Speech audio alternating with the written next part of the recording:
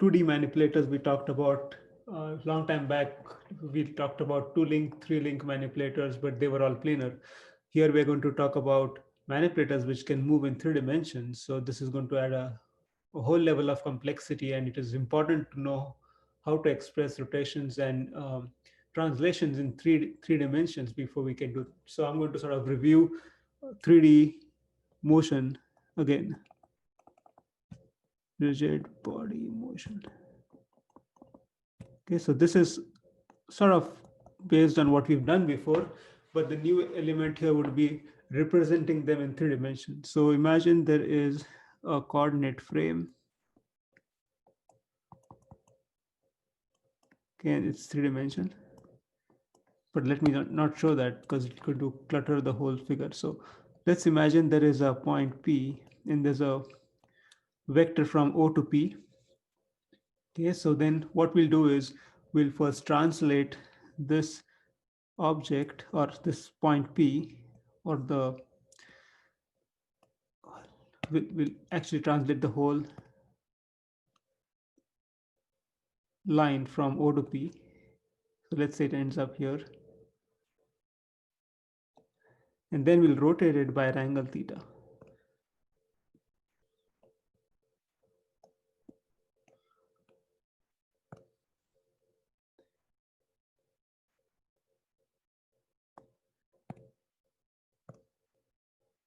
So that's translation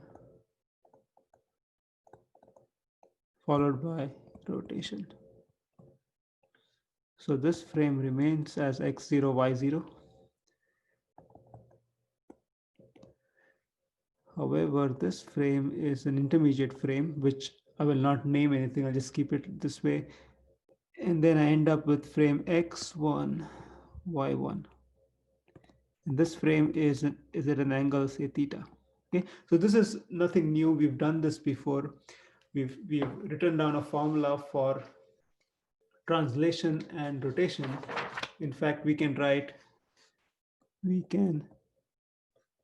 express these transformations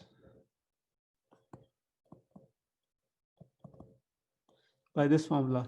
So if you want to find the position of point P, so this is P, this is P, and we want to find the position of point P here, this P, in the fixed frame or frame 0 or P0, then what we need to do is we need to first find the amount by which it translated.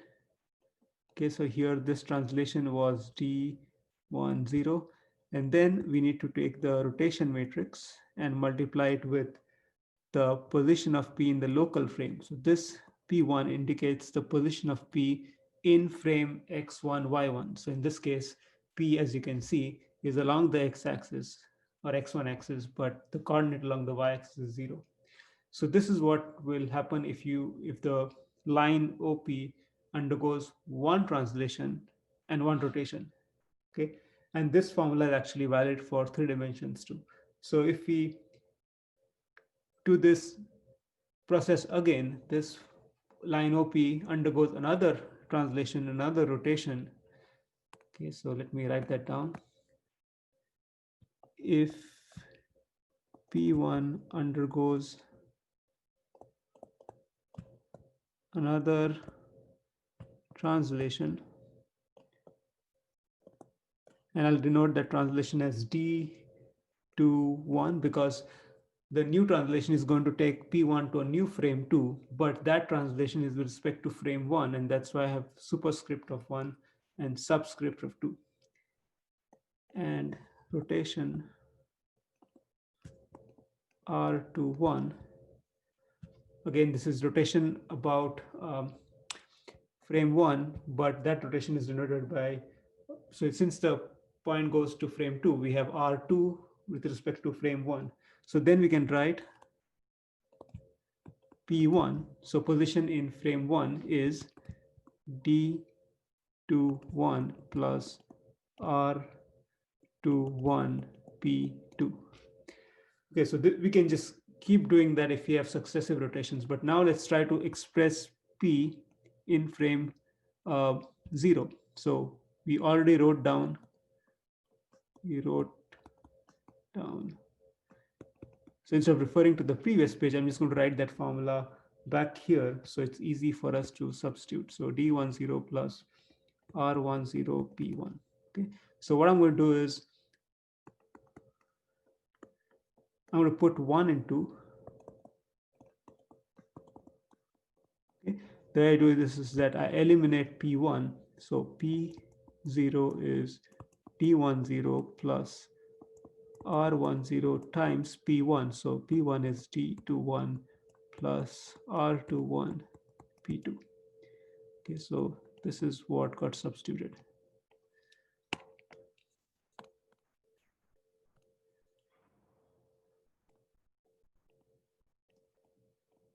From 2. Okay, now let's just simplify that expression. So I have P0 equals D10 plus R10 D21. Okay, I'll put that in bracket. And then R10 R21 P2. And that's the second part. So this part here corresponds to translation. In fact, here there are two translations, one about the first translation about frame 0, the second translation about frame 1. So we have 1 and 0, and this is the net rotation. Okay, so it's the rotation about frame 0 and then rotation about frame 1. So now we can generalize this formula. This formula for n translations and n rotations. Okay, so imagine the object is going one translation, one rotation, then another one, so on. If you don't have a translation, then you just simply put that particular d to be equal to 0 or that particular r equal to 0 for that rotation. Okay, so but the general formula is n rotations, n translations. So P0 is D10 plus R10 D21. So we've written down that so far.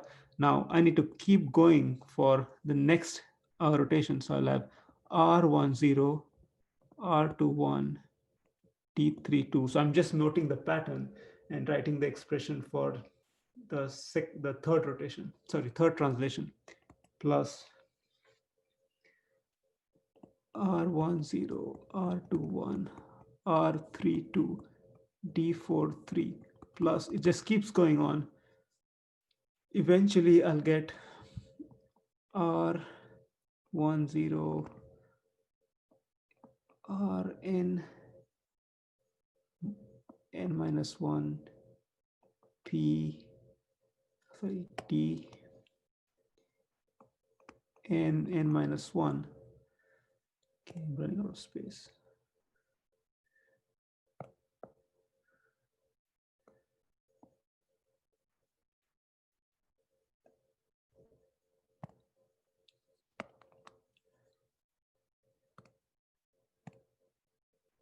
Okay, let me just actually eliminate this because I think you get the pattern.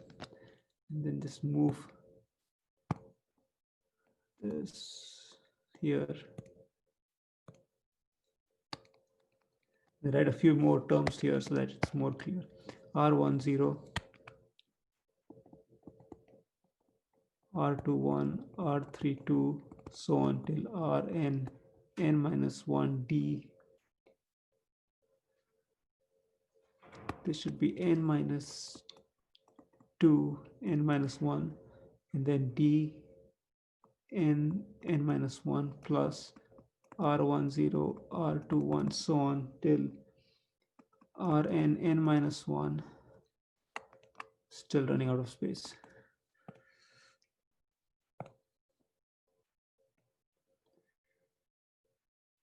Just want to write it on the same line so it's less confusing, but feel free to write it on a new line if you're taking notes.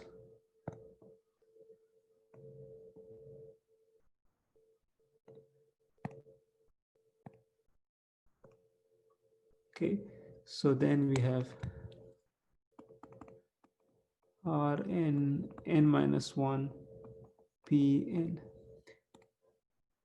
So what we have here is this whole part, the first, um, I guess, n n terms, n terms involve the translation, and then there's only one term which is about the rotation. So if you want to write n translation rotation, the formula is pretty unwieldy, right? And so this becomes a problem if you have a manipulator with six links. So then you'll have this six terms for the translation, and then there'll be one term for rotation. But it's still kind of complicated to write such a complex expression. Okay, so what we are going to do is now we're going to create a new notation which will actually help us to keep track of these complicated expressions in a single matrix. So this becomes unwieldy as the number of translations and rotations increase. So we will use a compact representation for the combined translation plus rotation using what is known as homogeneous transformation. Homogeneous transformation. It's also denoted by H. Okay, so what exactly is homogeneous transformation? That's what we're going to do next. Okay, so homogeneous transformations.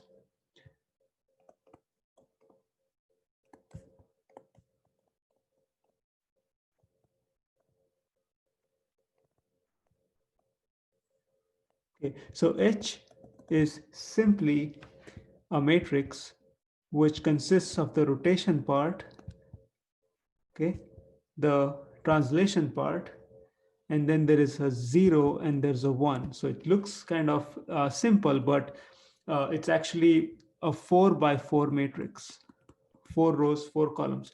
How is it 4 by 4? Well,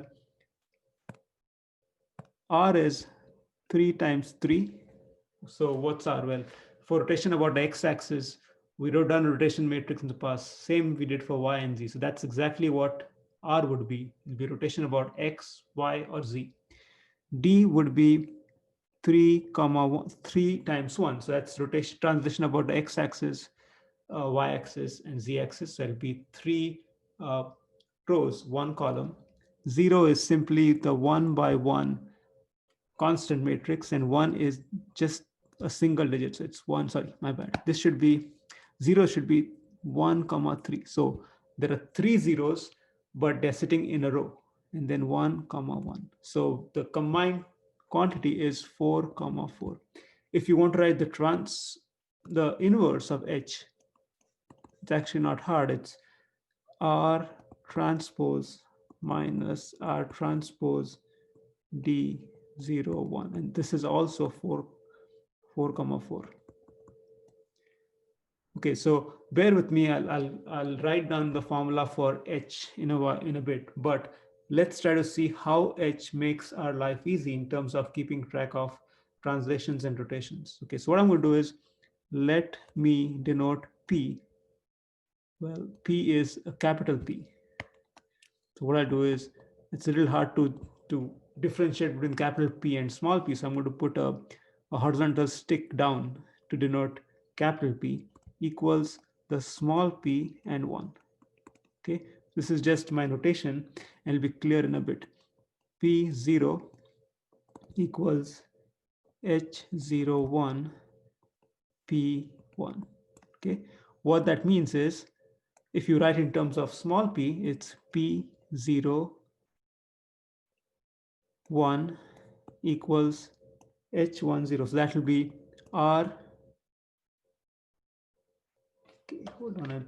think, yeah, this is not right. This should be 1 0. My bad. R1 0 and then T1 0 0 1. So I wrote exactly the same form I wrote earlier, except that I substituted the value of R, right? I mean H 1 and 0. The rotation 1 with respect to frame 0 or translation 1 with respect to frame 0 times P1 1. Okay, so this is following the notation for P, capital P. Same for same for P1. Okay, now let's try to expand the side out. So the left side remains the same. The right side comes out to be, so when you're doing multiplication between 3 by 3 and D1 and 1 by 3, 3 by 1, then it's going to be exactly same like you would do normal matrix rotation. You take the first row, multiply the first column. So R10 times P1, that will be the first element. The second element is the second element in the second column, first row. So the 10 times this one, which is simply 1. Then you take the first element in the second row, multiply with P10, that's going to be 0. And then when you take 1 and you multiply with 1, you get, sorry, I should have put a plus sign here. So it'll be 0 plus 1, same as what you do normally. So when you sum this up, you get R10 P1 plus T10 and then 1. So if you compare the two sides, you see that you have P0 equals R10 P1 plus T10 and then 1 equals 1. So the second line is obviously true, 1 equals 1. But the first line actually gives us the same expression we wrote down for P0. So what I'll say here is compare with P0 on the previous page.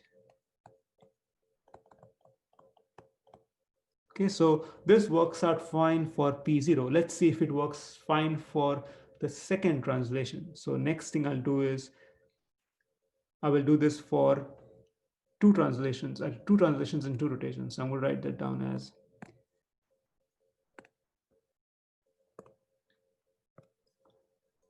so P capital P0 equals H 10 P1, right? And then I have P1 equals H21 P2. So all I need to do is sub in this P1 inside this expression and I'll get P0 equals H10 and then P1 is simply H21 P2. In other words, I get H10 times H21 times P2.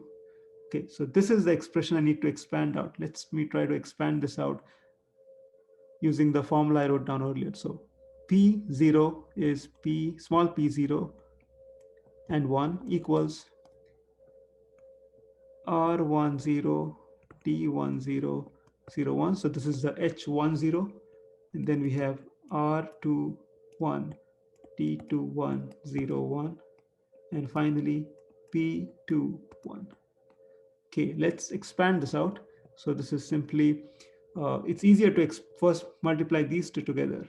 So I'll do that first. Keep the first term as it is, first matrix as it is. Now we do multiplication, the first row, first column with the first row, first column. So we have R21 P2 plus T21 times 1, which is D21. And then the second row will be simply 1. We redo the multiplication now. So we have R10, which will be multiplied with this whole term. So R10, R21, P2 plus R10, T21. So that's the first term, which is multiplying this with this whole expression. The second one is because of T1 multiplies with 1. So plus T10. And then when you take the second row and multiply with this column, we have 0 times anything is 0 plus 1 times 1 is 1. And so we end up with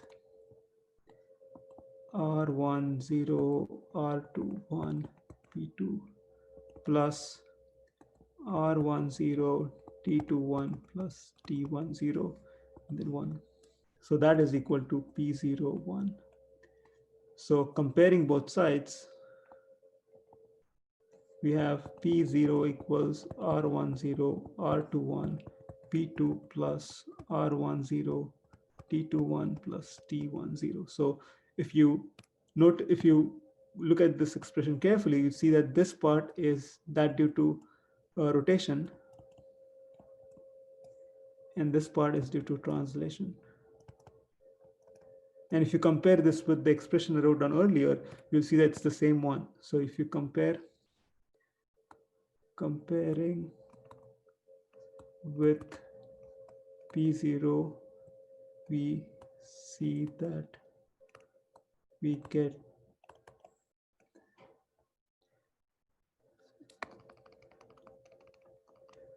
with P0 derived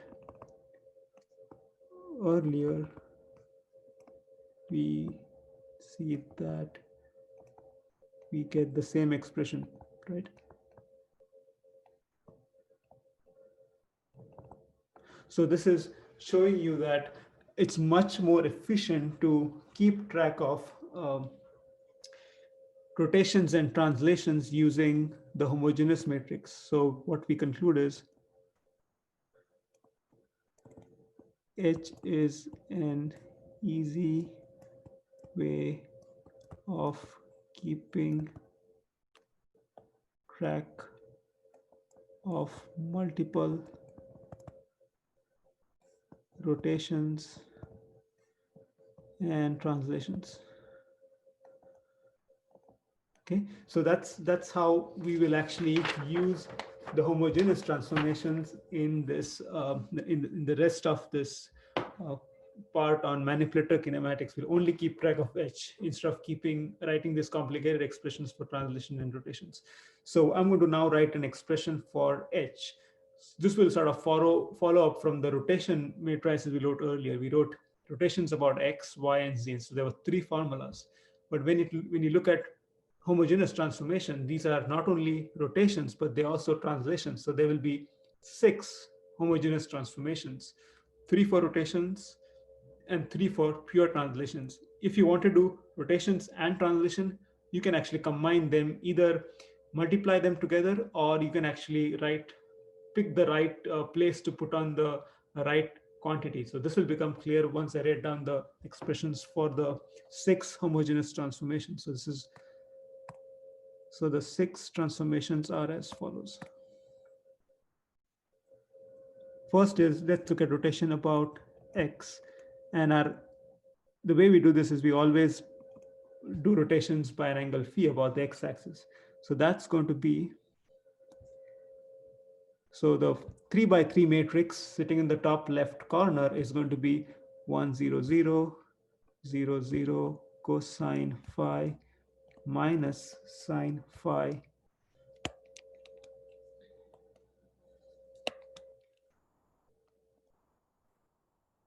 then sine phi, cosine phi. So that's the rotation matrix associated with Rx, right? And then we'll have to put 3 zeros in the fourth row,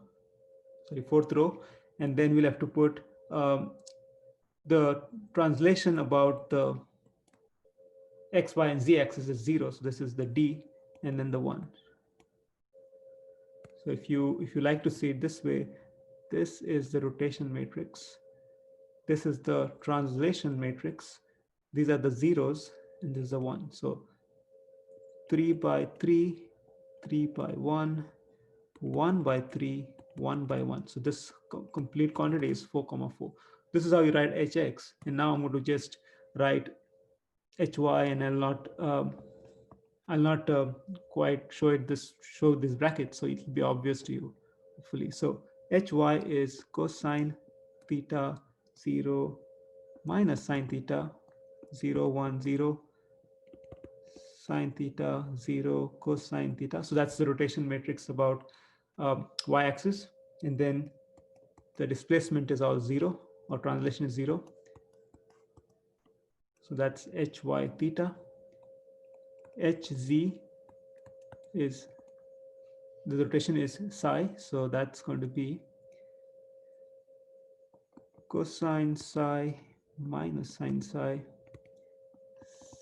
sine psi cosine psi, 0 0 0 and 1. That's the rotation about the z-axis by an angle psi, and then translations are 0, and then finally 1. Okay, almost there. Next, we'll do the translation about the x-axis by distance ax. So that's going to be 1 0 0 0 1 0 0 0 1. And the reason I wrote an identity matrix there is because there is absolutely no rotation here. There's only translation, and the translation is ax about the x-axis, 0 0. So again, here maybe I should show you what this is. This is basically rotations, 3 by 3. This is translation, 3 comma 3 by 1. 1 by 3 is always 0, and then 1 comma 1. So the complete rotation matrix is 4 comma 4. Okay, and then hy ay equals, again, the identity matrix for rotation. Translation is ay, and then 0 0 0 1. So that's the translation about y-axis, and then hc az equals 1 0 0 0 1 0 0 0 1, identity matrix, 0 0 az, and then 0 0 1 on the final row. So those are the 6 homogeneous transformations that you got to know. Now, if you want to combine them, however, let's say you want to combine a rotation about z-axis with a translation about x-axis, you can either multiply hz with hx and you will get the required transformation, or what you can do is you can actually write hz psi, and you can just put an ax here in this particular, in the first row, fourth column, and that will actually correspond to translation about x-axis by ax and rotation about the z-axis. If you want to do two rotations, okay, you want to multiply, you cannot uh, just add this to that, because we've seen that rotations are not commutative. You can just add them or multiply the way you want, so you need to be careful about rotations. But translations, you can just add the right value in the fourth column. Okay, this is fourth column, and then you can do translation